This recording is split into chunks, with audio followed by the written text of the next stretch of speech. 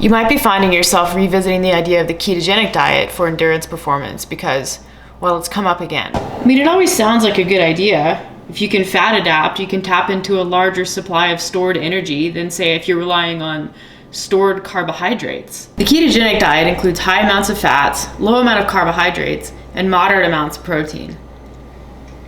The result is an increase in blood ketones, specifically beta-hydroxybutyrate, which can be used for brain and cellular energy.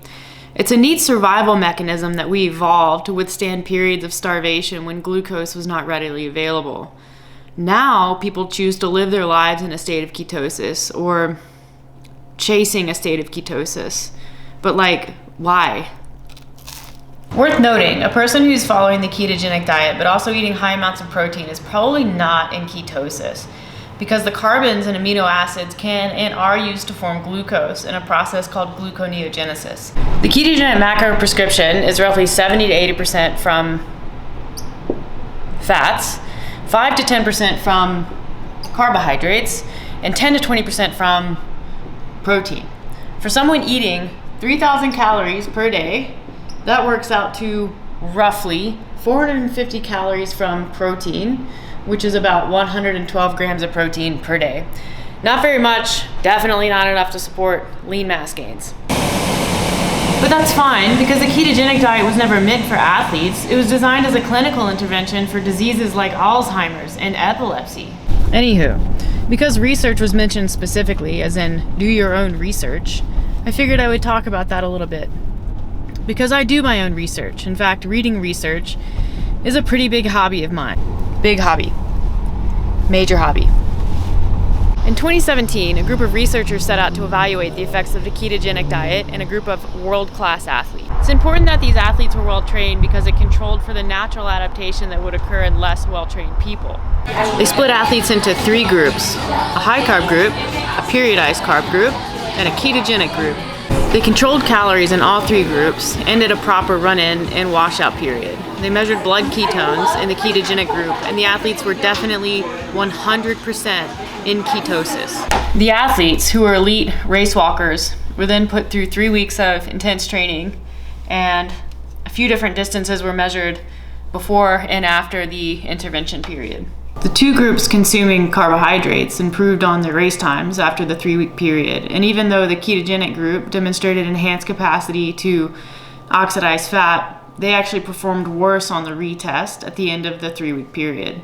The keto group also reported higher perceived effort and lower motivation to train, which may have contributed to the performance decline after the 3-week period.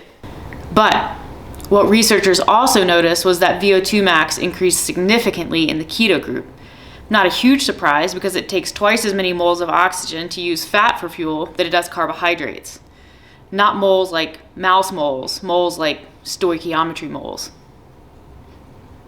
Which got me thinking, could an athlete go keto, increase their VO2 max, and then switch back to a high carb diet and reap the benefits of both? Periodized keto.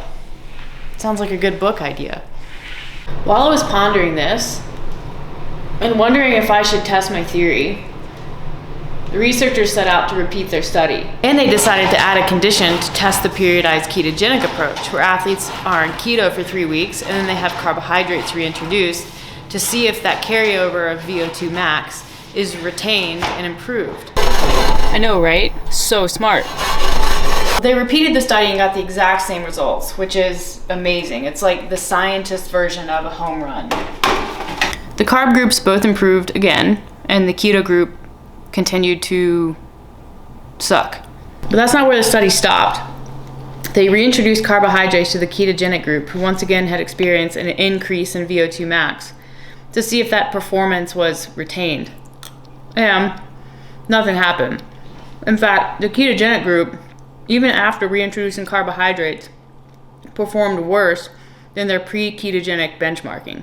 You see, the increased fat oxidation associated with the ketogenic diet, aka becoming fat adapted, increases the oxygen cost of movement at any speed. This reduces the speed or power that is achievable by an athlete at any given percentage of their aerobic capacity.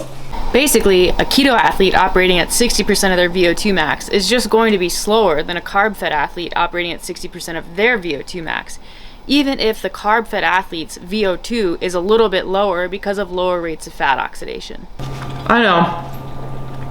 Ketogenic experts will say otherwise. But here's the thing. When you're evaluating the ketogenic diet, or any diet for that matter, with regards to athletic performance, it's best to look to actual experts, sports scientists, people who can evaluate it without bringing in any specific bias. A lot of keto experts are trying to sell something. A book, a program, themselves, Liver King supplements.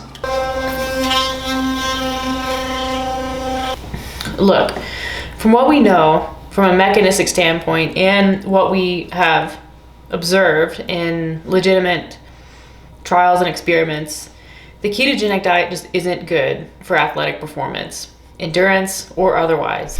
A note on anecdotal evidence. Anecdotal evidence means absolutely nothing. It means that someone has had a positive experience because they completely lack control in other areas. There are tons of people who have positive experiences on the ketogenic diet, both with athletic performance and weight loss, but it's because they're not controlling for other factors. So, if that's you or that's someone that you know, don't bring that into the comment section.